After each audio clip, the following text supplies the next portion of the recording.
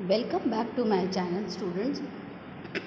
आप सबका इस लोक प्रशासन के चैनल में वापस से स्वागत है। मैं डॉक्टर अंशुपुरी आज आपको लोकतांत्रिक समाज एवं समाजवादी समाज में प्रशासनिक संस्थाओं के कुछ महत्वपूर्ण शॉर्ट लघु क्वेश्चन आंसर्स जो हैं वो आप लोगों को बताऊंगी।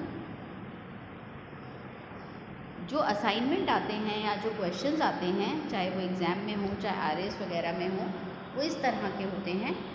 जैसे क्वेश्चन आपसे पूछा जा सकता है, लोकतांत्रिक समाज की दो विशेषताएं बताइए।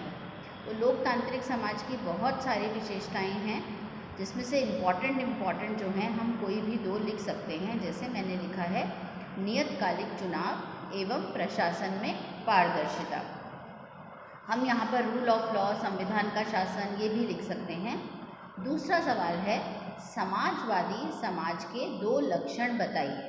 तो समाजवादी समाज का क्या मतलब होता है? समाजवादी समाज का मतलब आप लोगों को मैंने पिछले वीडियो में बताया है, जो समाज सब जनों का ध्यान रखकर, जो सबका हित में रखकर और चले।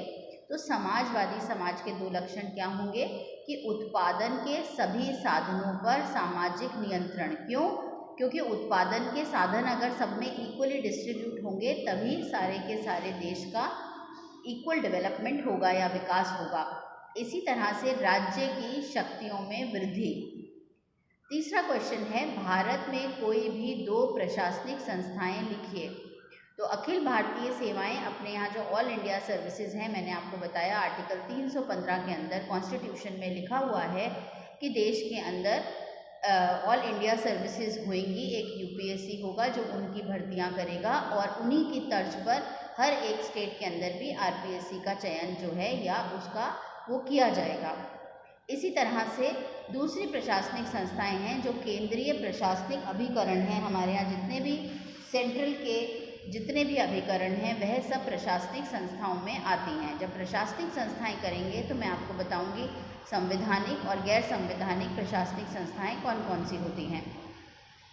चलिए अब आगे बढ़ते हैं।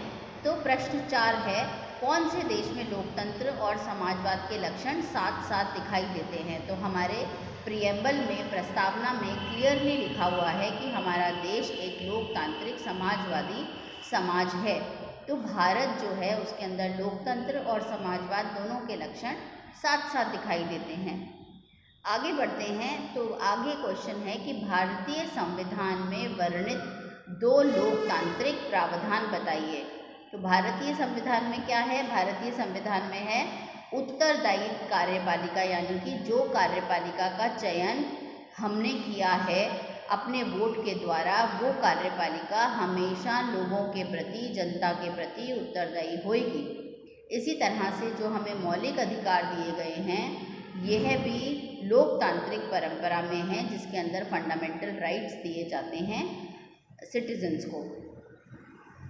अब आगे बढ़े हम। तो अगला क्वेश्चन है कि भारत के संविधान में समाजवादी व्यवस्था के दो उल्लेख बताइए। समाजवादी व्यवस्था के दो उल्लेख बताइए। तो पहला, संविधान में प्रस्तावना में ही बहुत क्लियरली लिखा गया है कि हमारा देश जो है वो एक सोशलिस्ट डेमोक्रेटिक रिपब्लिक होगा, यानी कि सोशलिस्ट का मतलब समाजवादी व्यवस्था होगी।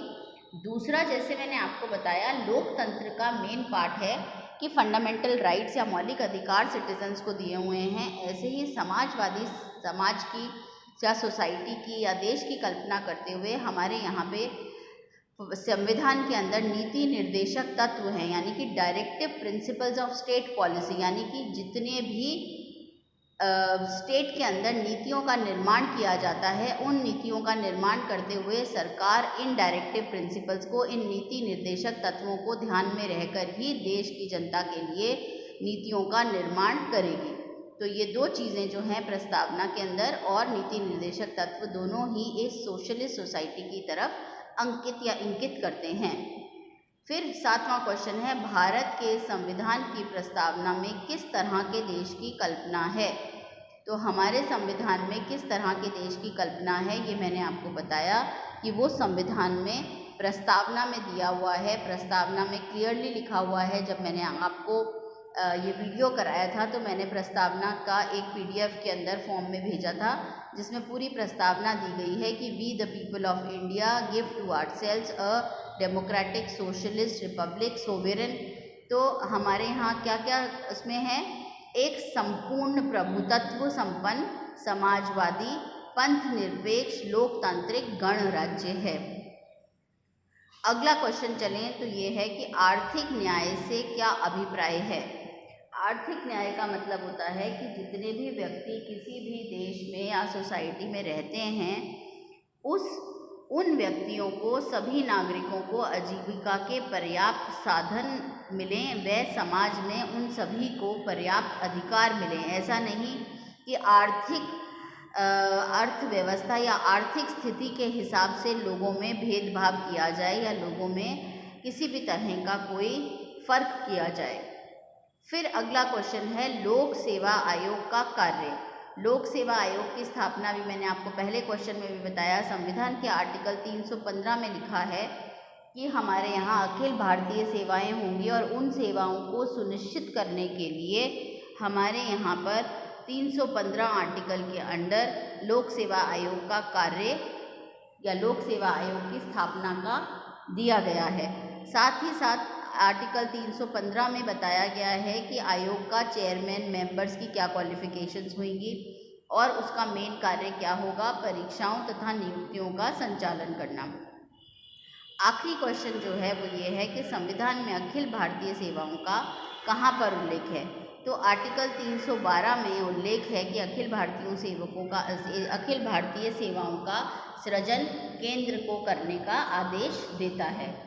तो आप लोगों ने इस वीडियो को देखा, सारे क्वेश्चंस को सुना, उनके आंसर्स को भी सुना। ऐसा नहीं है जो आंसर या जो 2 पॉइंट मैंने समाजवाद या लोकतंत्र समाज के लिखे हैं या संविधान में कहाँ उल्लेख है, आप दूसरा नहीं लिख सकते, तो आप दूसरा भी लिख सकते हैं। कहीं भी कोई भी चीज़ समझ में नहीं आई हो तो कृपया करके कमेंट करें। कमेंट करके आप उसे मुझसे पूछ सकते हैं, शेयर कर सकते हैं। जिन बच्चों के पास व्हाट्सएप नहीं है, कृपया उन बच्चों को भी ये सब चीज़ें शेयर कराएं ताकि वो आने वाले एग्ज़ाम के लिए अच्छे से प्रिपेयर कर सकें। 3rd ईयर के एग्ज़ाम की डेट आ गई है, उन बच्चों को अपने एग्ज़ाम के लिए तैयारी करनी है। तो पिछले जितने भी वीडियोस दे रखे हैं 3rd ईयर के थिंकर्स के और सिस्टम्स अप्रोच के, इकोलॉजिकल अप्रोच के, वो सब चीज़ें जो हैं वो अधिक से अधिक करने की कोशिश करें।